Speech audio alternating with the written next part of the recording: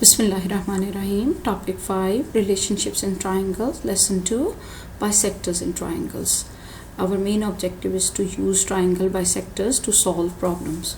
So first of all, let's discuss some of the vocabulary words. The first one is, what is the meaning of concurrent? So when three or more lines they intersect at one point, they are concurrent. So it means whenever we have like two lines, we say these two lines are intersecting at this point. So this point is called the point of intersection. But whenever you have more than two lines and they are meeting at the same point, or you can say the lines are intersecting at the same point, so this point is called point of concurrency, and we say that they are concurrent at this point. For any triangle, certain sets of lines are always concurrent. Two of these sets of lines are the perpendicular bisectors. So this lesson, or you can say this topic, is about perpendicular bisectors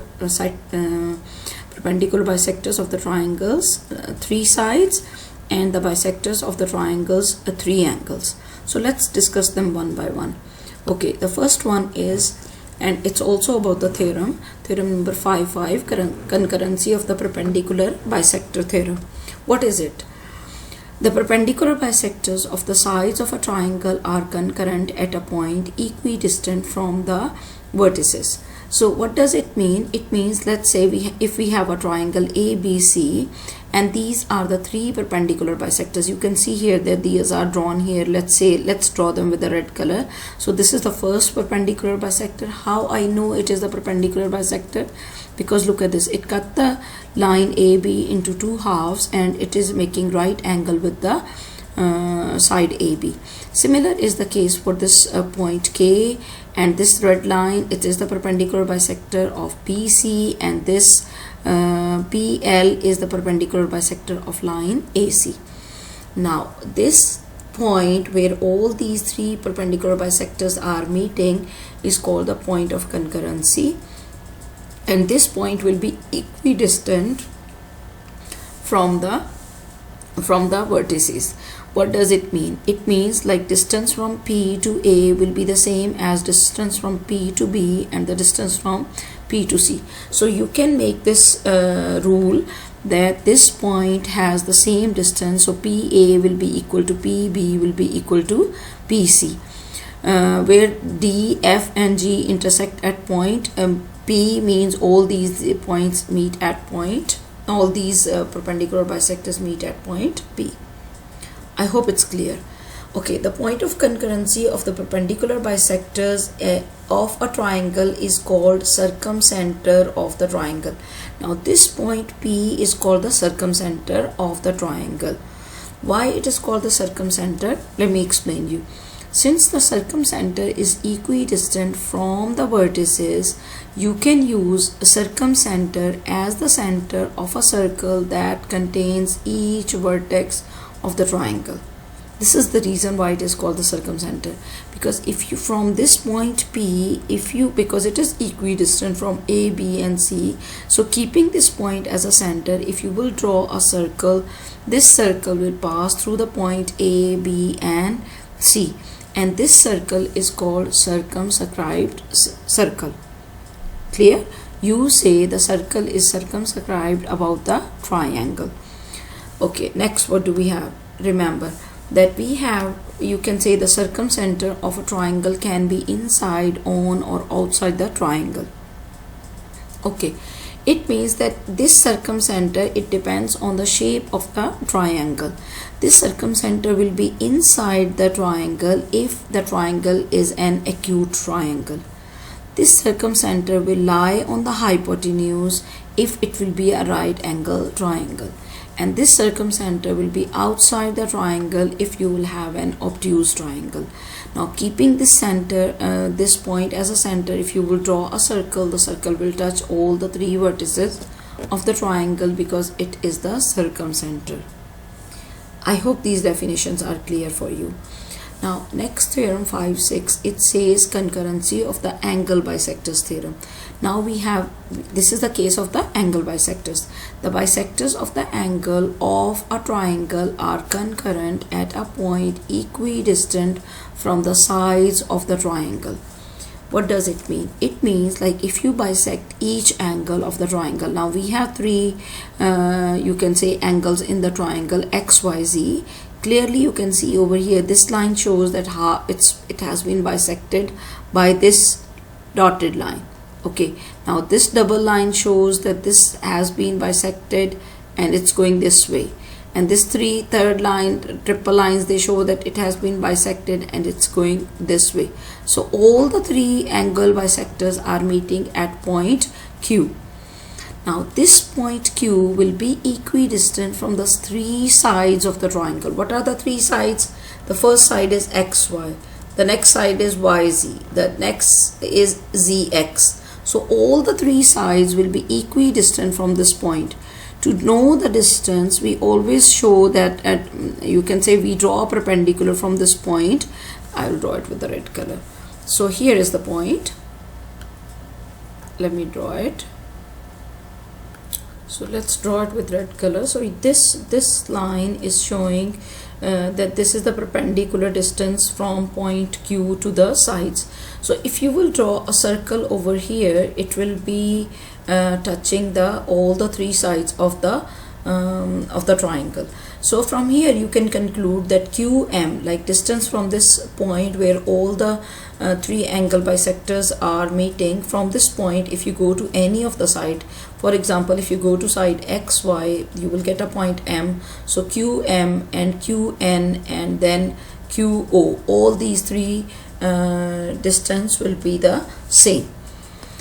Next we have the point of concurrency of the angle bisectors of a triangle is called incenter of the triangle. For any triangle, the incenter is always inside the triangle. Like in this case, when you are drawing the circumcenter, there is a possibility that the circumcenter will be maybe outside the triangle, because in case of obtuse triangle, it is outside the triangle, and in case of right angle triangle, it is on the hypotenuse. But in case of an incircle, it will always be inside the triangle. Since the incenter is equidistant from the sides of the triangle, you can use the incenter as the center of the circle. That is called inscribed circle.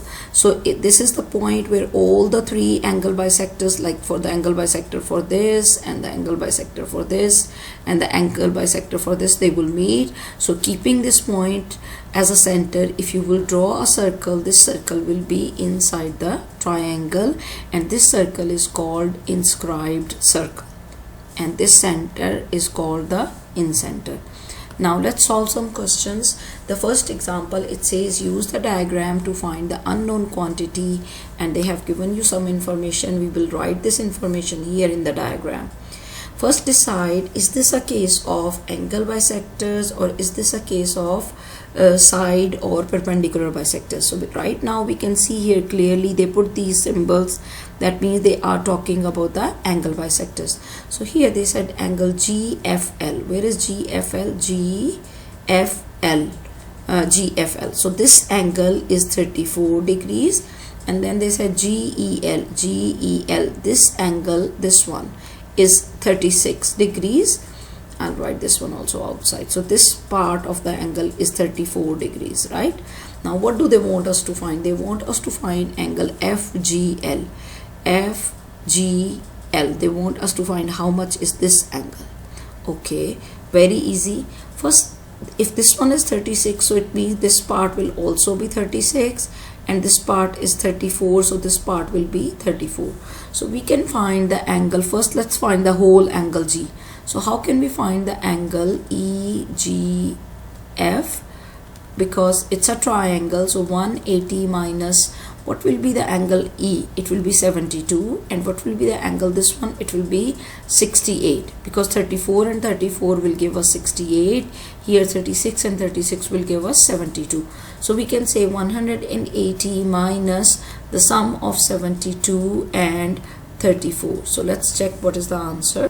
So it is 40 degrees. So this angle is becoming 40 degrees. Now this whole angle is 40 degrees. So what will be the half of 40 degrees?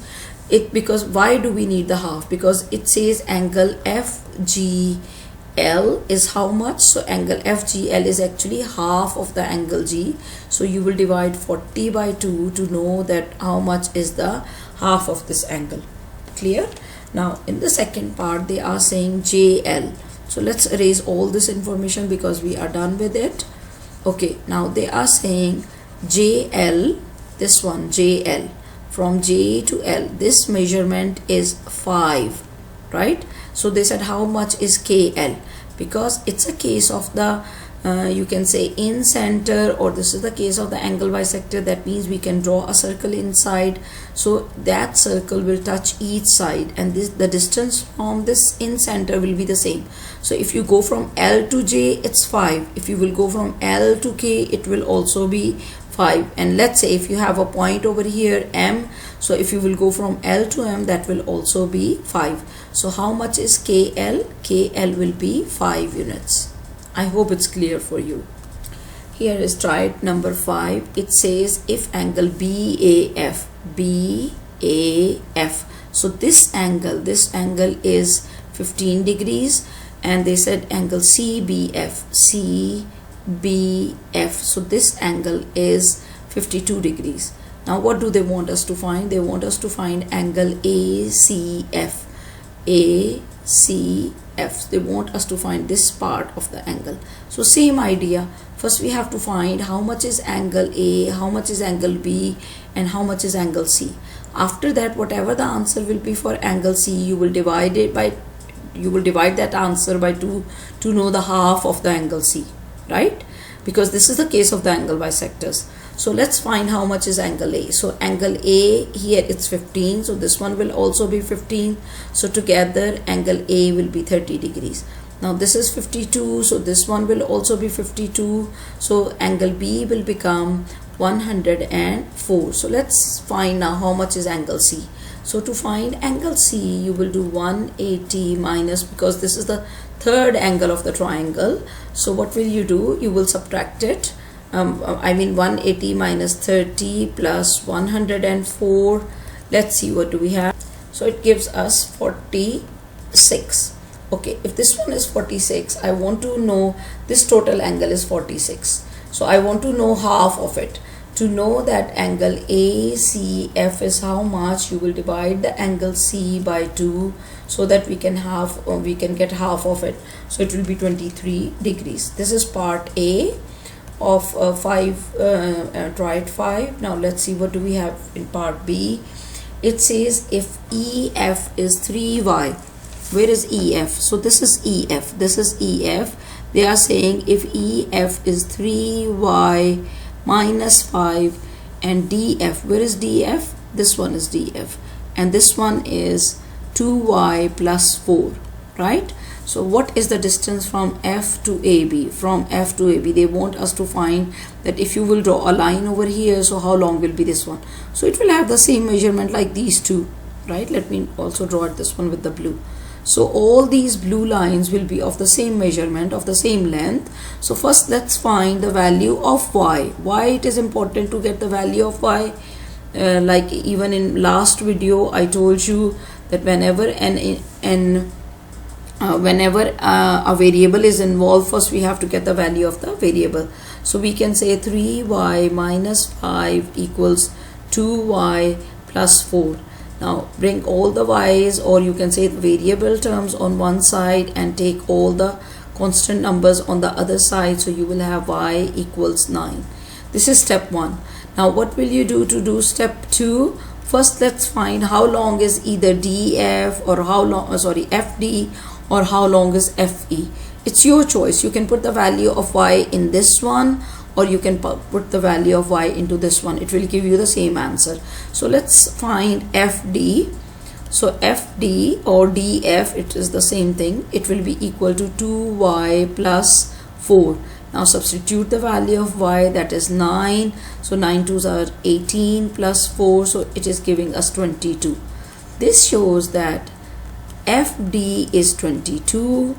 How much will be FE? It will also be 22. And how much will be F? Let's say if you name this angle DEFG, let's say, so FG will be will be how much? It will also be 22. So this is the distance from F to the line AB. I hope it's clear for you. Now let's discuss this error analysis. Terence constructed the circumscribed circle for triangle XYZ. Explain Terence error. So we know that if we are trying to draw a circumcircle, we need the perpendicular bisector. Okay, she drew the first perpendicular bisector, second one and third one, it's all correct, and she found the point of concurrency, or you can say the circumcenter. But when she drew the circle, the circumscribed circle, it is touching Z, yes, it's good. It's touching X, yes, because the circumscribed circle, it passes through all the vertices. But we can notice that the circumscribed circle she is trying to make is not passing through one of the vertex. So we can say no, it is not a circumscribed circle. So let's write it. No, it is not a circumscribed circle, right? Because it does not pass through all the vertices. Here is question number 15 from the book, and actually this is a homework question, but let's do it. It says the perpendicular bisector of triangle JKLRPT. So this is the point where all the perpendicular bisectors are meeting. So the first perpendicular bisector is PT, and the second one is QT, this one, and the third one is RT. Now they are saying name the three isosceles triangles. Remember, whenever we draw a perpendicular bisector and we join the line with the, you can say, with the end points of that line segment, we get an isosceles triangle. So you can see here that if I join this point of concurrency, or you can say the circumcenter of the circle, this one, with the end points J and L, I'm getting an isosceles triangle. So first isosceles triangle you can say is JLT. Now look at the second one here. For example, if you take the second line now, LK, this is the perpendicular bisector, this one TR is the perpendicular bisector, so it is giving us another triangle, that is isosceles triangle. So it will be LKT, right? LKT. Now look at the third one, it's here, this one. So this is the third isosceles triangle, and what will be its name? Its name will be you can say KJT. So these are the three isosceles triangles in this diagram. Use the diagram below for exercise 16 to 18. Point D, E, F are midpoints of the sides of triangle ABC. Okay, so whenever they talk about the midpoints, that means actually it's about the perpendicular bisectors, because a perpendicular bisector is in the mid of the line. So this is the first midpoint, and you can also see the right angle with it. This is the second midpoint, and there's a right angle with it. So here's the third midpoint, and there's a right angle with it. So this shows that all these three perpendicular bisectors are meeting at point T. Now let's see, what do we have to answer? Which point is the center of the circle that contains A, B and C? So they want us to, you can say, think in a way that we have many points here. Which point will be the center if you draw a circle that passes through the point A, C and B? So you know that only the circumcircle is a center that passes through all the three vertices. Now which one is the center of this circle? Where do we get this center from?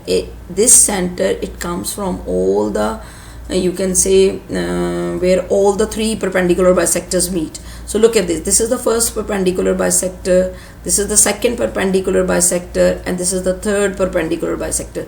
So all these three perpendicular bisectors are meeting at point T.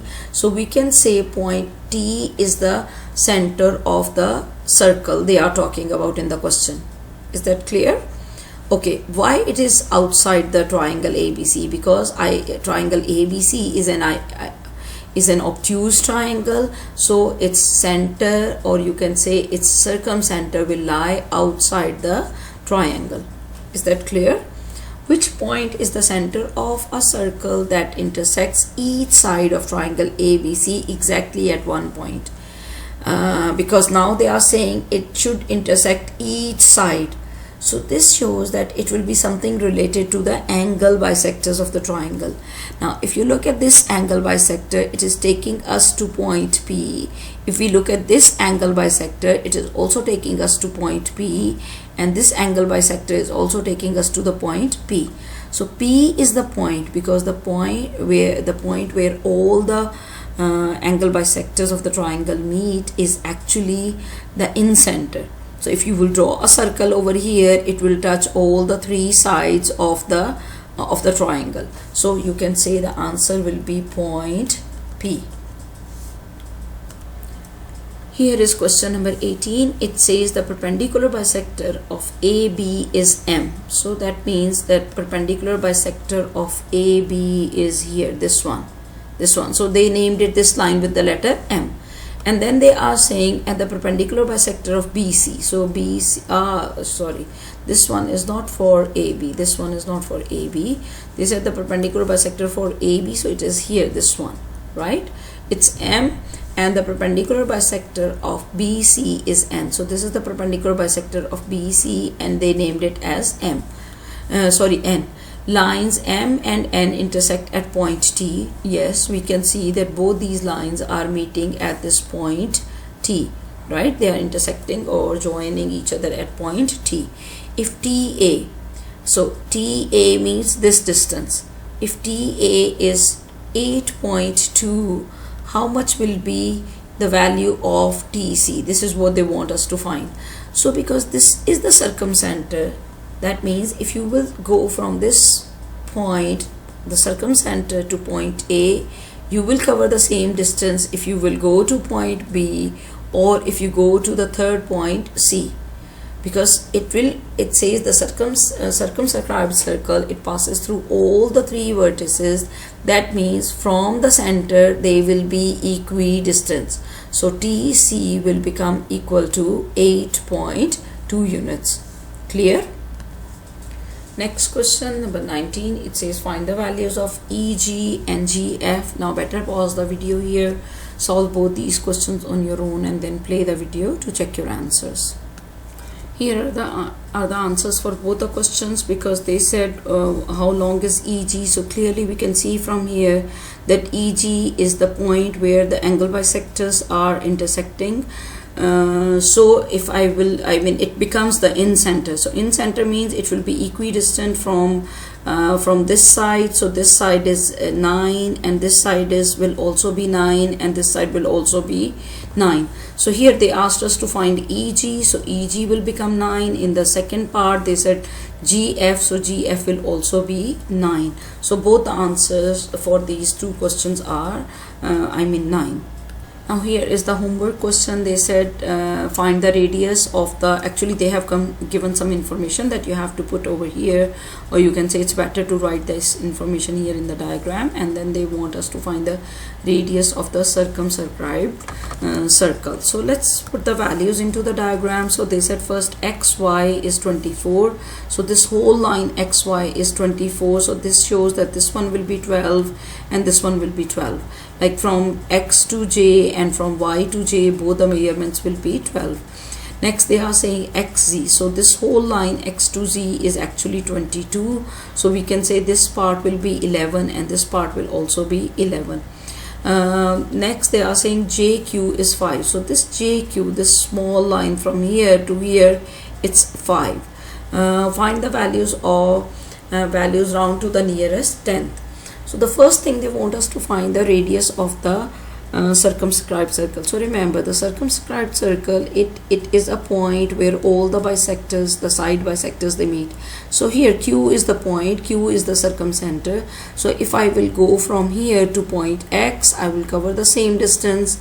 If I will go to Y, if I'll go to Z, it is the circumcenter. So I can draw a circle that will pass through all the three vertices. So right now, because here we have most of the numbers, so let's complete this over this one, because this one will give us the radius of the circumcircle. Clear? So this is the circumcenter. You can see it's a right angle triangle because this angle is 90 degrees, so this angle will also be 90 degrees. If I draw this triangle here separately for you, so it looks like this. Let's draw it. It's something like this. So here we have the right angle. This measurement is 5. This measurement where we have the 3 lines, it is 12, and we are actually trying to find this dotted line. You can say, if I can make it to show you that this is the dotted line I'm talking about. This dotted line, the one that is taking us from this center to the vertex. Okay, now it's a case of the right angle triangle. So we are trying to find the longest side, we are trying to find the hypotenuse. So what is the formula to find the hypotenuse? It is C equals A squared plus B squared. So what is A and B? Actually these are the you can say short legs of the right triangle. The ones they make the right angle. So it will be 5 squared plus 12 squared. So the final answer will become 30. So you can say that the radius of the circle that will pass through all the 3 vertices X, Y and Z, it will be equal to 30 units. Clear? Here is the next question. Same thing. First let's quickly put the values into it. So this side is 22, so this part will be 12 and this part will be 12. This side is 22, so this part will be 11 and this part will be 11. This one is 5, and we already found that XQ is 13 in the last question, right? Now they want us to find how long is QK, how much is this one, right? Okay, so this one is 13, this one is 13. How much is this one? It says XZ. It's 11 is here, 11 here, 11 here, not this way. Okay, so they said XZ, not YZ. So 11 will be here, 11 will be here. How can we find this side? Again we have a case of right angle triangle. If you draw it separately, it will look like this, that we have a right angle here, and they want us to find what is the measure of this side. This point is Q, and this point is K, and this point is X, and from X to K it's 11, and from X to Q we already found it's 13, right? In the last question we found it. So how can we find the short side of a right angle triangle? The formula will be square root of the hypotenuse square minus the other leg squared. So it will become 13 squared minus 11 squared. So let's check what do we have for it. So it's becoming 6.9. Okay, next question. It says better pause the video here and solve this question on your own and then play the video to check your answer. So here is the correct option, that angle OFB will be 90 degrees. Why it will be 90 degrees? Because if you draw a line from O to F and you complete the triangle over here, so it is always a right angle triangle, because whenever we want to go to the, you can say from the in center we want to go to the side, we always have to take a perpendicular distance from O to the side. So that's why this angle is 90 degrees. Clear? Here is a challenge question for you. Better pause the video here, solve it on your own and then play the video to check your answer. Here is the answer for this one. So as you can see in the diagram, this QM and QN are equal. So by putting their values equal, we can get the value of X, and from here we know that QM, QO and QN, all 3 of them are equal. So you can substitute the value of X into any of these, either in this one or this one, because whatever the answer will be, it will give you also the value of QO, because it will be the same. Next challenge question. Again, pause the video here, solve this on your own and then play the video to check your answer. Here is the answer for this one. Same idea, the one that I explained on the last slide. That's all for this lesson. Hope you understand it.